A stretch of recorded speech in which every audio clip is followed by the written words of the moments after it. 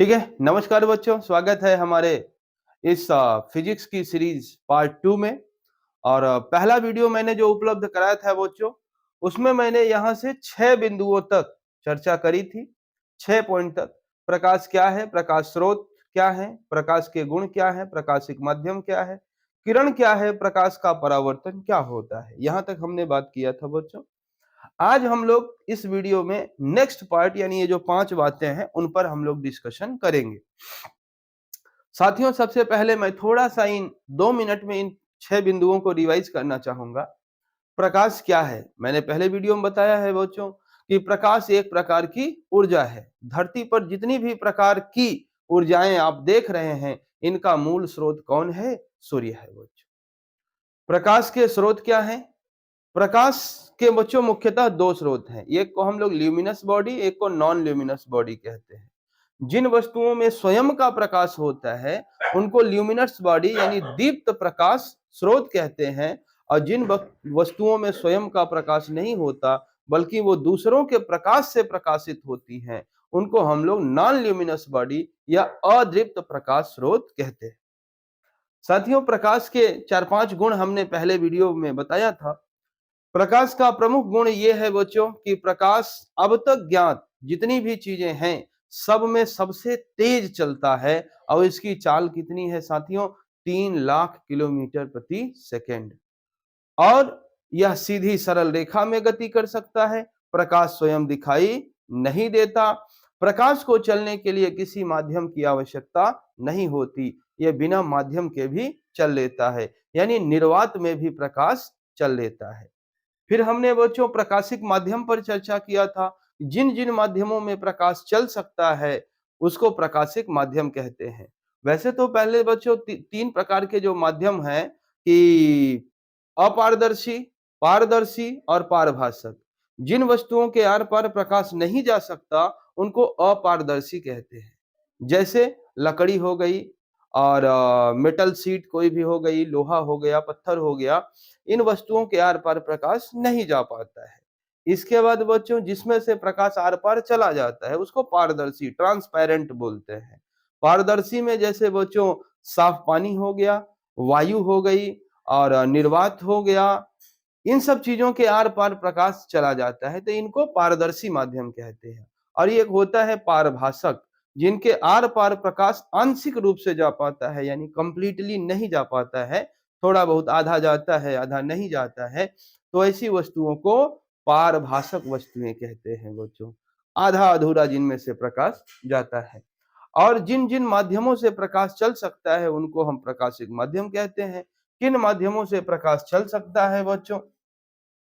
तो हमने बच्चों आपको बताया था कि प्रकाश पहली बात तो निर्वात में चल सकता है, निर्वात यानी कि स्पेस में चल सकता है। दूसरी बात, प्रकाश कहाँ चल सकता है बच्चों? वायु में चल सकता है, प्रकाश जल में चल सकता है, और प्रकाश कांच में चल सकता है। इसके अतिरिक्त भी कुछ और चीजें हैं बच्चों जिनमें प्रकाश चल सकता है। फिलहाल हम यहाँ पे इतनी ही बिंदुओं पर बात करेंगे। आगे बढ़ते हैं बच्चों। फिर प्रकाश का परावर्तन क्या है?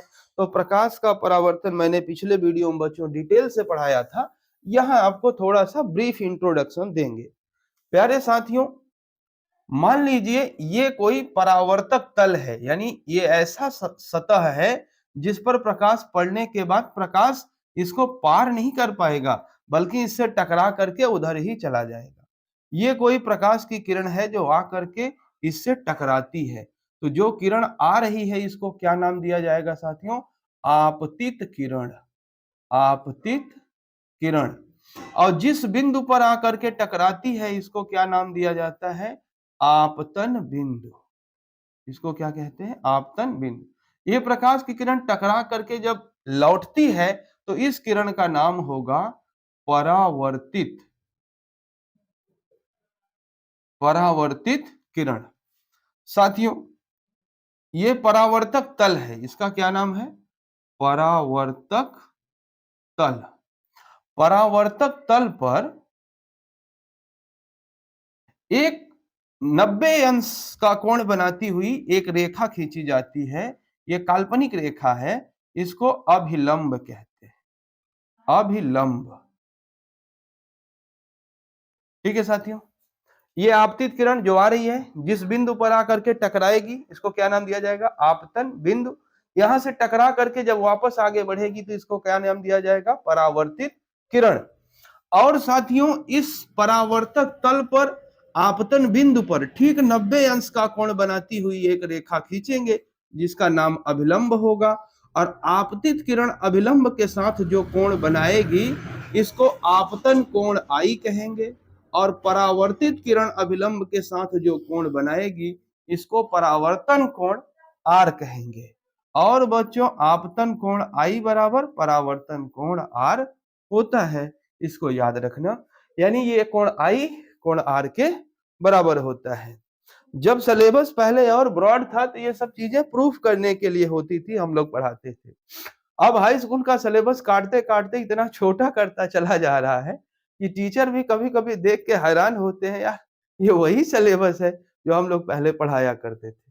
फिलहाल कोई बात नहीं बच्चों, अब जो है सिलेबस में हम लोग उतने पर ही चर्चा करेंगे। ठीक है साथियों, आगे बढ़ते हैं। और अगला पॉइंट, प्रकाश का परावर्तन हो गया। आज का टॉपिक यहां से शुरू होता है बच्चों, परावर्तन के प्रकार। साथियों, अभी आपने देखा परावर्तन कैसे होता है। अब मेरा 7वां पॉइंट जो है, परावर्तन के प्रकार।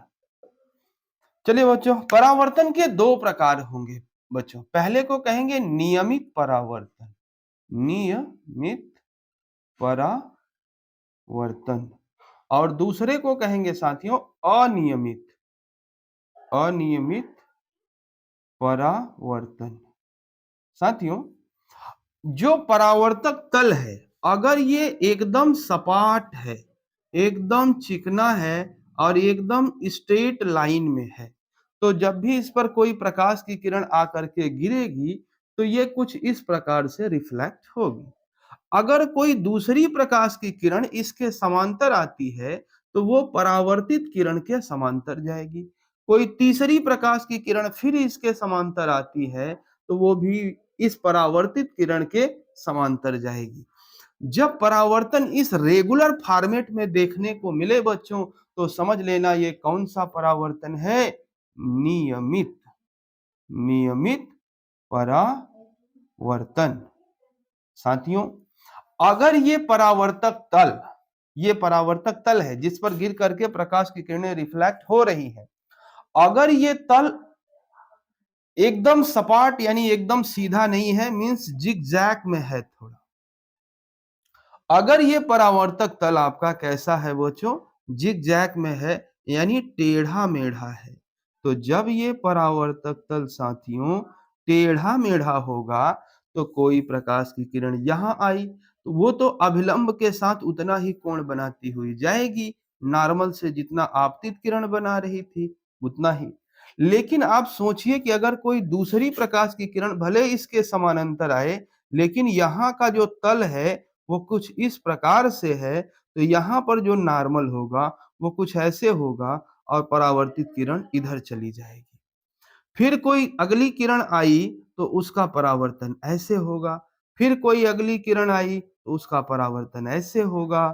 यानी कि एक समान पैटर्न आपको देखने को नहीं मिलेगा बच्चों। तो इसलिए इस प्रकार के परावर्तन को कैसा परावर्तन कह लेंगे?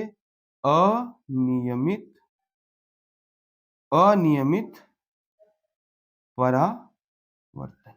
उम्मीद करते हैं बच्चों आपको ये परावर्तन के दो नियम समझ में आए होंगे। नियमित परावर्तन, अगर परावर्तक तल एकदम प्लेन है तो परावर्तन नियमित होगा। अगर परावर्तक तल थोड़ा जिगजैग है तो परावर्तन कैसा होगा? अनियमित होगा। ठीक है साथियों, आगे चलते हैं। परावर्तन के नियम।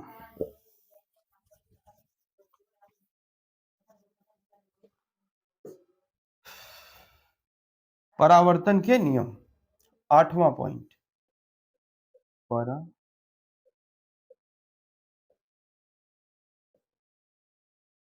बच्चों परावर्तन के भी दो नियम हैं। पहले आप परावर्तन को बड़े शॉर्टकट में फास्ट समझिए। ये हो गया कोई भी समतल दर्पण है, मान लो यहाँ कोई प्रकाश की किरण आई, टकराई, टकरा करके चली गई। ये क्या है? आपतित किरण। ये क्या है? परावर्तित किरण। ये क्या है? आपतन बिंदु। ये क्या है? ये वाली लाइन परावर्तक तल है बच्चों।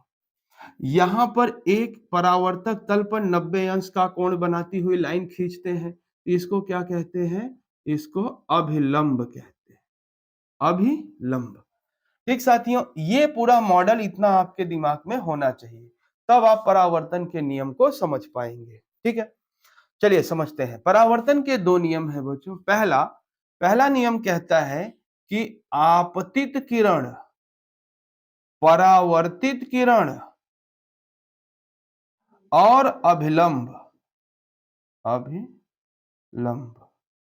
साथियों, आपतित किरण, परावर्तित किरण और अभिलंब तीनों एक ही तल में होते हैं। ध्यान से सुनो, आपतित किरण, परावर्तित किरण और अभिलंब तीनों एक ही तल में होते हैं। ये तल क्या होता है? प्लेन क्या होता है? साथियों, आप जिस जमीन पर खड़े हैं, जिस जमीन पर, फ्लैट सरफेस पे जिस पे आप खड़े हैं, उसको कहते हैं हॉरिजॉन्टल प्लेन। और जो आपके सामने दीवार है वो वर्टिकल प्लेन है। जैसे आप अपने कमरे को ध्यान से देखिए, कमरे में आपको 4 दीवारें, एक फर्श और एक छत नजर आएगी। 6 चीजें नजर आएंगी। 4 दीवारें हो गई, एक फर्श आपका और एक आपकी छत। जिस फर्श पर आप खड़े हैं या बैठे हैं वो हॉरिजॉन्टल प्लेन है, यानी कि उसको क्षैतिज तल कहते हैं। ध्यान दो, ये जो समतल है धरती के समानांतर, इसको कौन सा तल कहा जाता है? इसको कहते हैं क्षैतिज तल। क्षैतिज तल, हॉरिजॉन्टल प्लेन। और जो दीवार है इसको कहते हैं ऊर्ध्वाधर तल। ध्यान दो साथियों, ऊर्ध्वाधर तल धरती से ऊपर जाएगा और जो क्षैतिज तल है यह धरती के समानांतर चलता है। तो परावर्तन का पहला नियम कहता है कि आपतित किरण, परावर्तित किरण और अभिलंब तीनों एक ही तल में होते हैं। तीनों एक ही तल में होते हैं। यानी कि बच्चों, अगर आपतित किरण क्षैतिज तल पे आ रही है तो परावर्तित किरण भी क्षैतिज तल पे जाएगी और अभिलंब भी क्षैतिज तल पर ही रहेगा। लेकिन अगर आपतित किरण ऊर्ध्वाधर तल से आ रही है, ध्यान दो, ये दीवार है ना, तो ये उस पर अगर आ रही है तो ये ऊर्ध्वाधर तल में आ रही है, तो परावर्तित किरण भी ऊर्ध्वाधर तल में ही जाएगी और अभिलंब भी ऊर्ध्वाधर तल में ही खींचा जाएगा। ठीक, उम्मीद करते हैं थोड़ा सा इसको समझना कठिन है बच्चों, लेकिन आप थोड़ा समझिए कि अगर प्रकाश की किरण क्षैतिज तल पे आ रही है तो अभिलंब भी क्षैतिज तल पर ही खींचा जाएगा और परावर्तित किरण भी क्षैतिज तल पर ही जाएगी। ठीक, अगर आपतित किरण ऊर्ध्वाधर तल में आ रही है, परावर्तित किरण भी ऊर्ध्वाधर तल में जाएगी और अभिलंब भी ऊर्ध्वाधर तल में ही खींचा जाएगा। यानी ये तीनों, आपतित किरण, परावर्तित किरण और अभिलंब, या तो क्षैतिज तल में होंगे या ऊर्ध्वाधर तल में होंगे, लेकिन तीनों एक ही तल में होंगे। ऐसा नहीं हो सकता कि प्रकाश की किरण आए ऊर्ध्वाधर तल से और जमीन पे मान लो जो आपकी दीवार का कोना है वो परावर्तक तल है, उससे टकरा करके और ये क्षैतिज समतल में चली जाए ना। अगर ये ऊर्ध्वाधर तल में आ रही है तो परावर्तन के पश्चात ऊर्ध्वाधर तल में ही जाएगी, परावर्तन के पश्चात ये कभी भी क्षैतिज तल नहीं पकड़ लेगी।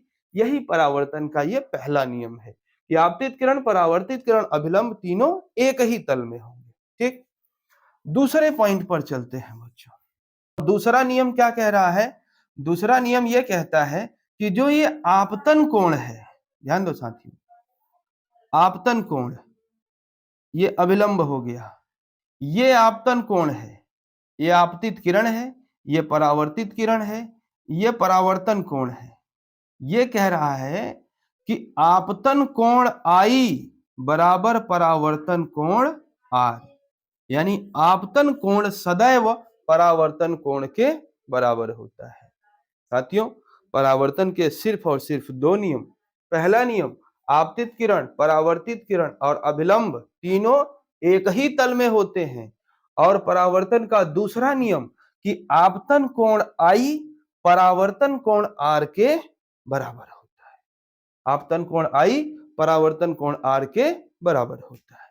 ठीक साथियों, इस प्रकार से आपका ये पॉइंट भी समाप्त हो जाता है, प्रकाश का परावर्तन।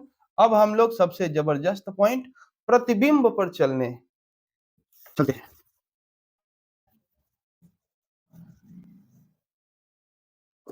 आइए बच्चों, बात करते हैं प्रतिबिंब, हमारा 9th नंबर का पॉइंट, प्रतिबिंब। प्रतिबिंब को अंग्रेजी में क्या कहते हैं बच्चों? इमेज। प्यारे साथियों, प्रतिबिंब क्या होता है? जब प्रकाश की किरण किसी वस्तु पर टकरा करके आगे बढ़ती है तो जा करके आगे कहीं मिलती है या मिलती हुई प्रतीत होती है, तब जाकर के प्रतिबिंब का निर्माण होता है। प्रकाश की किरण किसी वस्तु पर पड़ती है और उससे आगे चल करके या तो फिर किसी बिंदु पर मिल जाती है या मिलती हुई प्रतीत होती है, तब जाकर के प्रतिबिंब का निर्माण होता है। साथियों, प्रतिबिंब दो प्रकार का होता है। एक को कहते हैं वास्तविक प्रतिबिंब, वास्तविक प्रतिबिंब,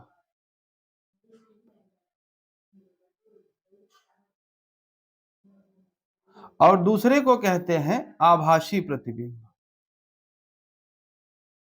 आभासी प्रतिबिंब। ध्यान से समझना साथियों, वास्तविक प्रतिबिंब क्या होगा? जब प्रकाश की किरणें किसी वस्तु पर पड़ने के उपरांत वास्तव में मिलती हैं, तब वास्तविक प्रतिबिंब बनता है। और जब प्रकाश की किरणें वास्तव में नहीं मिलती, मिलती हुई प्रतीत होती हैं, तो आभासी प्रतिबिंब बनता है। आभासी प्रतिबिंब की एक खासियत और है कि इसको किसी भी स्क्रीन या पर्दे पर प्राप्त नहीं किया जा सकता, और वास्तविक प्रतिबिंब को पर्दे पर प्राप्त किया जा सकता है, स्क्रीन पर प्राप्त किया जा सकता है।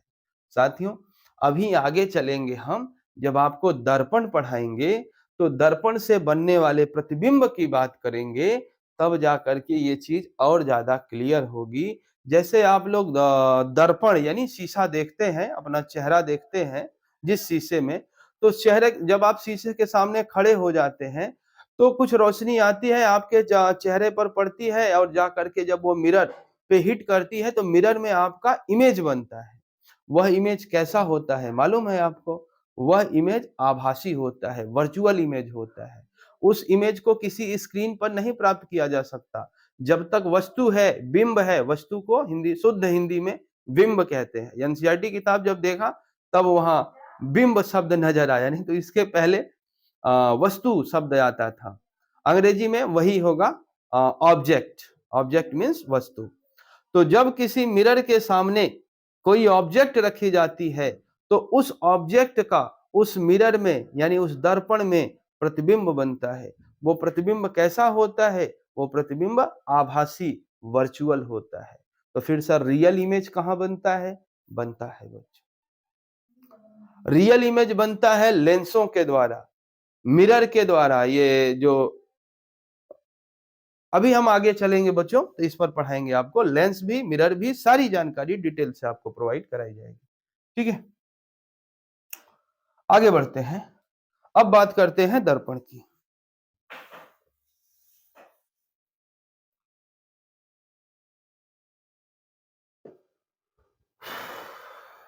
पॉइंट नंबर 10, दर्पण। चलो बच्चों डिटेल से समझते हैं दर्पण क्या है, मिरर। बच्चों दर्पण को अगर आपको अच्छे से समझना है तो शुरुआत करो पहले कांच से। कांच, ये मान लो बच्चों ये कांच का टुकड़ा है, ये कांच का टुकड़ा है। कांच का टुकड़ा कैसा होता है? पारदर्शी होता है, पारदर्शी, यानी इसके आर पार देखा जा सकता है। तो जब कोई इसके सामने वस्तु खड़ी होगी तो क्या इसमें इसकी इमेज बनेगी? जी नहीं, प्रकाश की किरणें इसको क्रॉस कर जाएंगी, तो इसकी इमेज बनने का कोई चांस ही नहीं बनता। अब इस कांच के पीछे अगर हम पॉलिश कर देते हैं, इस कांच के पीछे हमने क्या कर दिया बच्चों? पॉलिश कर दिया। तो अब यह कांच किसमें कन्वर्ट हो जाता है? दर्पण में। ठीक, यह कांच किसमें कन्वर्ट हो जाएगा? दर्पण में।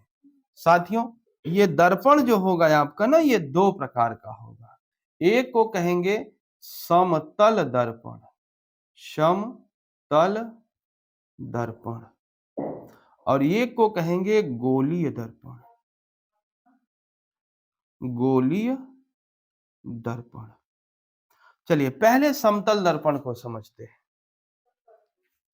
बच्चों, आप एक समतल कांच लीजिए और इसके एक तरफ पॉलिश कर दीजिए, तो ये बन गया समतल दर्पण। ध्यान दीजिए, आप एक समतल सा कांच लीजिए, उसके एक और पॉलिश कर दीजिए, तो वो समतल कांच से क्या बन गया? समतल दर्पण। अब चलिए देखते हैं गोलीय दर्पण कैसे बनता है। बच्चों, ये कांच का खोखला गोला है। कांच का कैसा गोला है? खोखला गोला है। इसका एक छोटा सा हिस्सा काट लो, छोटा सा हिस्सा काट लो, बाकी हिस्से को इरेज कर दो। बाकी सारे हिस्सों को क्या करो? इरेज कर दो। तो कुछ ऐसा इमेज आपको देखने को मिलेगा। यह बच्चों गोलीय दर्पण है। ध्यान दो, ये कैसा दर्पण है? समतल दर्पण, एकदम सीधा स्ट्रेट था। लेकिन ये कांच के गोले, खोखले गोले में से हमने इतना हिस्सा काट करके निकाल लिया, तो अब ये कैसा? ये दर्पण अभी नहीं है बच्चों। देखो, कांच और दर्पण में अंतर है। ये कांच तब तक रहता है जब तक कि उसके पीछे पॉलिश नहीं की जाती, और जैसे ही उसके पीछे पॉलिश कर दी जाती है तो कांच किस में बदल जाता है? दर्पण में। साथियों, ये मान लीजिए आपका एक गोलीय कांच है, और इस गोलीय कांच के उभरे हुए तल पे आपने पॉलिश कर दिया, तो अब ये गोलीय दर्पण में बदल गया। गोलीय दर्पण भी बच्चों दो प्रकार का होगा। एक को कहेंगे अवतल दर्पण, अवतल दर्पण, और एक को कहेंगे उत्तल दर्पण। ध्यान दो, गोलीय कांच भी आपका गोलीय दर्पण कितने प्रकार का होगा? दो प्रकार का, अवतल दर्पण और उत्तल दर्पण। कब मालूम होगा, कैसे मालूम होगा ये दर्पण अवतल है कि उत्तल है? साथियों, अगर पॉलिश उभरे हुए तल पे की जाती है, ध्यान दो कैसे बना, ये एक बार फिर से समझो। ये कोई कांच का खोखला गोला है, इसका इतना हिस्सा हमने कहा है आपसे काट लो, आपने काट लिया। ठीक है, इतना हिस्सा आपने क्या किया? काट लिया। फिर कुछ इस प्रकार से आपको देखने को मिला। अब आप स्वतंत्र हैं कि इसके इस हिस्से पर पॉलिश करें या इस हिस्से पर या इस हिस्से पर, आप स्वतंत्र हैं। दोनों तरफ पॉलिश की जाएगी बच्चों। देखो, इसी को ज्यों का त्यों हमने यहां पे रखा, और इसके उभरे हुए तल पर हमने क्या कर दिया साथियों? पॉलिश कर दिया। तो ये कौन सा दर्पण बन गया? अवतल दर्पण। और अगर इसको हम थोड़ा सा उलट करके रखें और इसके दबे हुए तल पर अगर पॉलिश की जाए, तो ये कौन सा दर्पण बन गया? उत्तल दर्पण। क्या आपको समझ आया? समतल दर्पण कैसा होगा? सीधा होगा, इसके एक सिरे पर पॉलिश किया जाएगा। देखो साथियों, समतल दर्पण कितने प्रकार के? दो प्रकार के, समतल दर्पण, गोलीय दर्पण। समतल दर्पण का केवल एक प्रकार, एक समतल सा कांच था, उसके एक और पॉलिश कर दिया। जो आप लोग अपने घरों में शीशा इस्तेमाल करते हैं अपना चेहरा देखने के लिए, वो कौन सा दर्पण होता है? समतल दर्पण होता है। अब बात करते हैं गोलीय दर्पण की। तो गोलीय दर्पण कितने प्रकार का होगा? दो प्रकार का, अवतल दर्पण, उत्तल दर्पण। उस कांच के जो कटे हुए गोले के भाग को हम अगर उसके उभरे हुए तल पे पॉलिश की गई, ध्यान दो ये उभरा हुआ तल है और ये दबे हुए तल पे पॉलिश की गई है। हमेशा पॉलिश अपने दाहिने हाथ वाले की तरफ ही करना, बाएं हाथ वाले की तरफ मत करना। कुछ रूल्स हैं बच्चों, उन रूल्स को फॉलो करना पड़ता है। तो पॉलिश आपको जब भी करना है अपने राइट हैंड की तरफ ही आपको पॉलिश करना है। उम्मीद करते हैं बच्चों आपको दर्पण का बेसिक मीनिंग समझ में आ चुका होगा। आने वाले नेक्स्ट चैप्टर में जब हम लोग दर्पण को और डिटेल से पढ़ेंगे, अभी तो ये तो इंट्रोडक्शन है। अभी 10 के सिलेबस में दर्पण डिटेल से है, लेंस डिटेल से है। हम लोग डिटेल से चर्चा करेंगे, एक एक सवाल लगाएंगे। एक भी क्वेश्चन छूटा कि संकल्प हमारा टूटा। एक भी क्वेश्चन नहीं छोड़ेंगे बच्चों, एक एक क्वेश्चन खोज खोज करके लगाएंगे। जितना हो सकेगा, जो आपके किताब में नहीं है, मेरे पास ढेर सारी किताबें हैं, पुरानी पुरानी किताबें हैं। एक एक क्वेश्चन आपको ढूंढ ढूंढ के कराएंगे। ठीक है, अब इसको इरेज करें। वर्जन, पार्श्व उत्क्रमण। बच्चों आइए, बहुत ज्यादा समय नहीं, बस 2 मिनट। पार्श्व उत्क्रमण, उत्क्रमण थोड़ा गड़बड़। पार्श्व उत्क्रमण, लेटरल इन्वर्जन, समझो इसको। बच्चों मैं आपसे कहूं कि अगर कोई अंग्रेजी का शब्द है ए और इसको ठीक बीचों बीच काट दो, तो दोनों हिस्से एकदम एक जैसे होंगे कि नहीं होंगे? जी हाँ, होंगे, लेकिन कुछ अंतर होगा उसमें। एक में लाइन इस तरफ है, एक में लाइन इस तरफ है। ये लेटरल इन्वर्जन है क्या? दाहिने पक्ष का बायां हो जाना या बाएं पक्ष का दाहिना हो जाना ही लेटरल इन्वर्जन है। जब आप अपना चित्र किसी दर्पण में देखते हैं, तो जो आपका दाहिना है वो दर्पण में बायां नजर आता है। रीजनिंग के बहुत सारे प्रश्नों में पूछा जाता है कि इसका जरा मुझे दर्पण प्रतिबिंब बताओ। तो दर्पण प्रतिबिंब में होता क्या है? दरअसल लेटरल इन्वर्जन हो जाता है, यानी कि थोड़ा सा उल्टा हो जाता है, दाहिने का बायां, बाएं का दाहिना हो जाता है। लेकिन कुछ अक्षर ऐसे हैं जिनके लेटरल इन्वर्जन पर कोई फर्क नहीं पड़ता। जैसे देखिए मैं बताता हूं, ये कौन सा अक्षर है? बी। लेकिन आप जरा मिरर में देखना, दर्पण में देखना, तो बी आपको कैसे नजर आएगा? ऐसे नजर आएगा। तो बी वह लेटर है जो लेटरल इन्वर्जन को शो कर रहा है। लेकिन हम कहें डब्ल्यू, जरा डब्ल्यू को आप मिरर में देखो तो भी कैसे नजर आएगा? यही नजर आएगा। यम, यम को मिरर में अगर देखोगे तो कैसा नजर आएगा? ऐसे ही नजर आएगा। ओ, क्या ओ में भी लेटरल इन्वर्जन होगा? नहीं होगा। तो कुछ ऐसे शब्द हैं जिनका लेटरल इन्वर्जन होता है और कुछ ऐसे हैं जिनका लेटरल इन्वर्जन नहीं होता। अब ये काम मैं आपके लिए छोड़ता हूं कि आप जरा ए से लेकर के जेड तक लिखो अंग्रेजी के अल्फाबेट में, और कितने शब्दों में लेटरल इन्वर्जन होता है मुझे कमेंट करके बताओ। अगर जवाब सही रहा तो मैं लाइक करूंगा। आज के लिए बस इतना बच्चों, मिलेंगे नेक्स्ट वीडियो में। अपना ख्याल रखें, खुश रहें, मस्त रहें। धन्यवाद।